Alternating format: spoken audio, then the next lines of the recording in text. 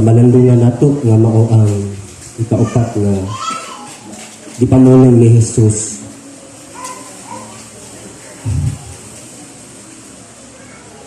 Nagkalayon diri sa Marcos 15, versikulo 33 hangtod na sa 34. Sapagkat udtong tutok, nalukop sa kangit-ngit ang tibuok dapit nga miluntad og 3 ka oras.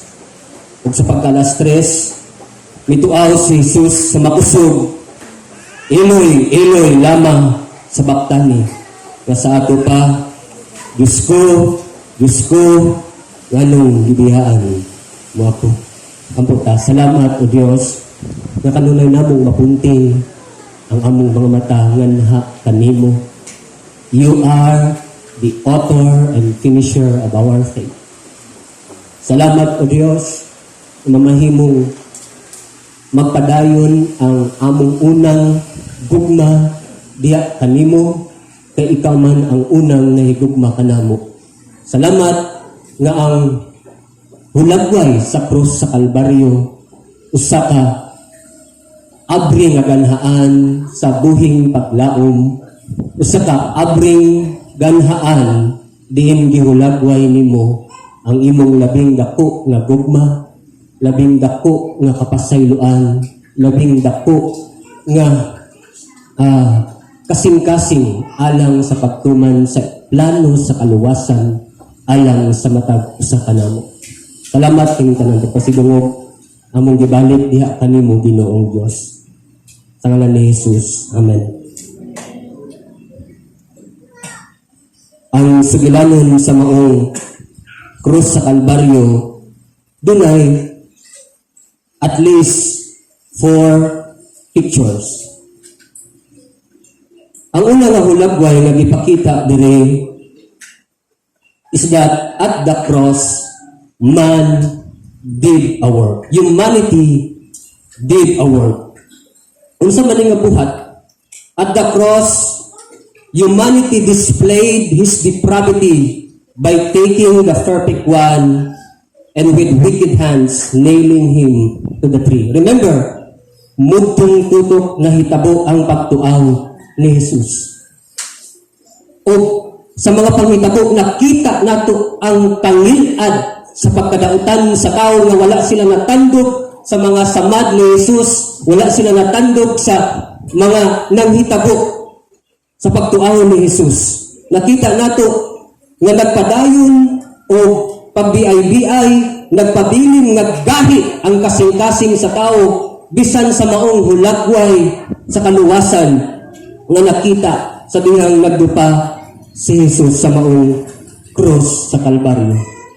Matod pa sa Biblia, sa Roma, nga bisan nahibalo sila sa Dios, apan wala sila nagpasidungog kaniya, ni muila kaniya isip Dios. Ngayon ba Biblia, matod pa sa mga buang-buang, walay Dios. Nakita nato ang kawatan nga bisan sa ulihin niyang gininhawa, bisan gipaanto siya, gihadlok siya, apan nagpabilin nga gahi ang iyang kasing-kasing ug wala niya panumbalinga ang kaluwasan dito sa cross sa Kalbaryo. Ug nakita nato mga igsoon sa matag usa ka nato unsa kadautan ng kasing-kasing sa tao ug labing dako pagayod nga magpabilin ang pagkagahi sa kasing-kasing sa tao. Sumala pa sa Genesis chapter 6 nga nagmahay ang Dios nga nung gibuhat niya ang tao. Kay kanunay ang iyang huna-huna dautan lamang. Si Pablo nag-ingon niya, pulos binuang lamang ang ilang gihuna-huna.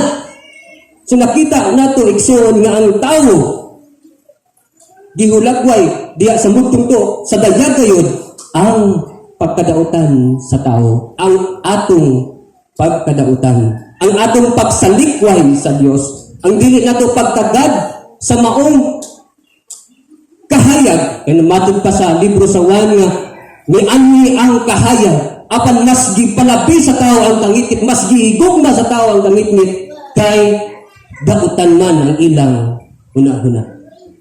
Mao ning hulagway nga nakita nato igsoon. Ang ikaduha diri, Igsoon. At the cross, Satan did the work.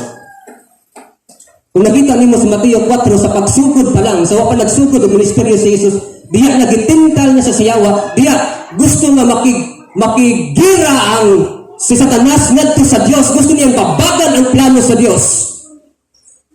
Gisudlan sayawa si Judas, ug ni Judas siya. Si Pedro gilaptan sa sayawa nga giingon siya ni Jesus, palayo nako sa kanas. So nakita nato nga usganon nga giduso sa yawa ang iyang mga plano pagpugong sa maong kaluwasan. Amen ba?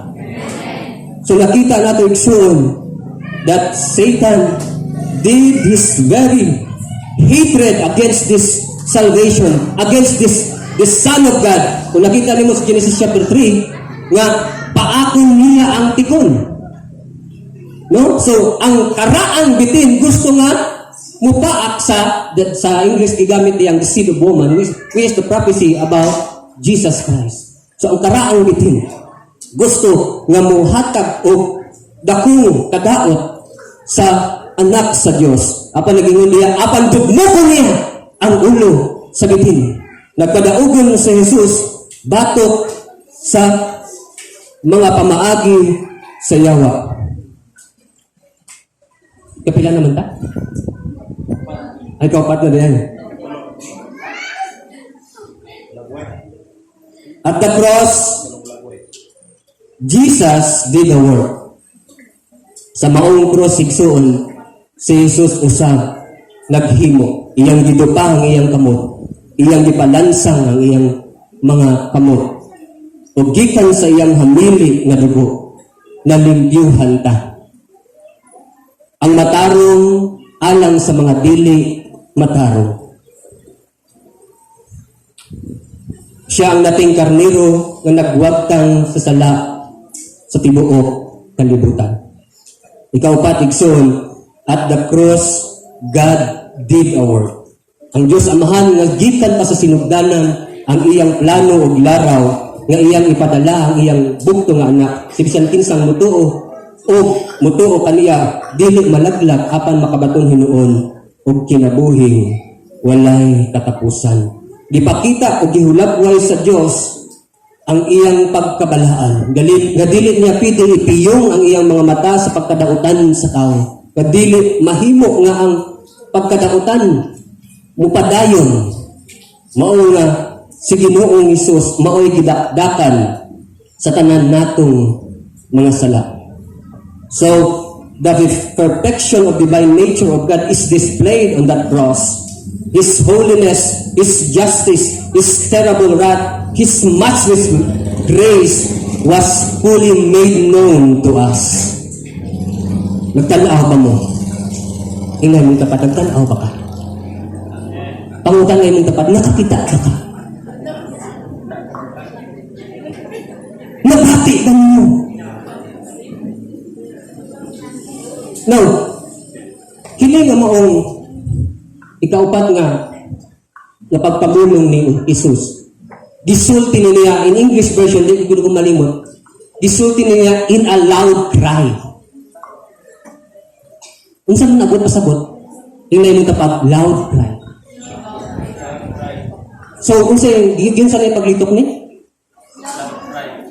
Diyos ko! Diyos ko! Nanong ipasagdan mo ako!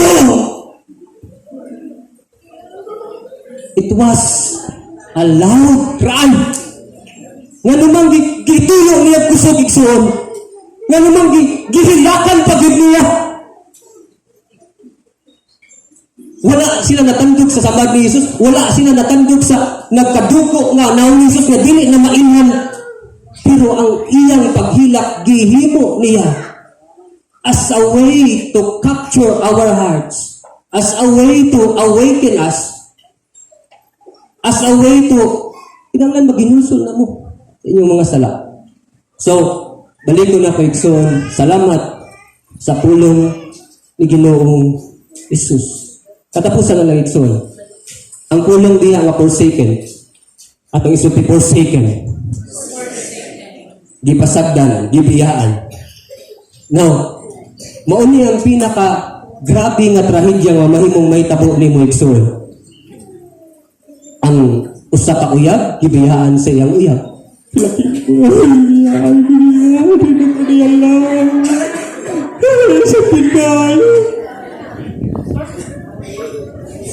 Sakit kayo ng biyaan ko. Sakit kayo ng isang litway ka kanang bala gibiyaan asawa. Sakit kayo. Kaya nung dumigso dito sa San Isidro, gibiyaan sa siyang asawa. Ni ko yun sila laki. Ningon siya ako, Pastor, happy ako magpakamatay. Ako, hindi ko sila yan. Unti-unti ng akong ulo, Pastor. Sakit na tayo. No? Magpakamatay siya. So, but the greatest of being forsaken, the greatest evil of evil is that to be forsaken by God. Wala na kayo paglaong kung isalikwan ka sa Diyos. Sa usara ka minuto nga mubiya ang Diyos nimo, sa usara ka oras nga dili kaniya paminaw ang samay mahitabo nimo igsuon. Mao gani ang pagtuaw sa mga taong Diyos nun is Ginoo. Ang imong presensya maguban ako. Mao ni pagtuaw nila kanunay, Ginoo naa kan ako. Because to be forsaken by God is the greatest evil in this world. Apan nahimo siyang sinalikway aron ka makabaton o kapasag-ulian. Nahimo siyang sinalikway aron mabalik ka sa Dios. Nahimo siyang sinalikway aron nga ang saad sa kinabuhing dayon o pagpakig-uban dito sa langit o pagsudong sa himaya sa Dios mamahimong posible o mamahimong kabulahanan sa matag usa ka nato. Ampo ta salamat o Dios napadayon ka nga naga dani sa among kasing-kasing. Salamat sa hulagway ni Ginoong Hesus. Ang iyang tulong mao'y dalan, kinabuhi ug kamatuoran ug siya mismo ang gitawag nga pag-angkon sa gitawag nga madagayhaon nga kinabuhi. Busa siya ang among maayong magbalantay, siya ang tinuod nga paras ug kami magapabilin o Dios diha kaniya kay siya man ang kinabuhi. Salamat o Dios. Salamat. Buhi ka nga nagapuyo sa among kasing-kasing. Padayon ka nga magahiusa ka namo nga magapadayon kami angtod sa kaulihan sa gutlo sa among kinabuhi nga nagasunod sa imong kabubuton, nagasampit kanimo, nagatinguha sa imong presensya kay imo namang giabrihan ang tabil sa Holy of Holies, Lord, so that we can have fellowship with you. We are in Him because Jesus Christ nihatag o kasiguraduhan sa matag usa ka namo nga ang panalangin sa kapasig-ulian, sa kaluwasan, ug bisan pa sa kinabuhing dayon. Salamat nga ni ingon si Pablo, tinurod ug ang dawaton sa impit gayud nga miani si Kristo Jesus sa pagluwas sa makasasala. Ug miingon pa siya, ug ako ang labing dautan kanila. Salamat o Diyos, ngayon tanan, amo kang gipasigunggan ang Jesus ang manluwas. Amen.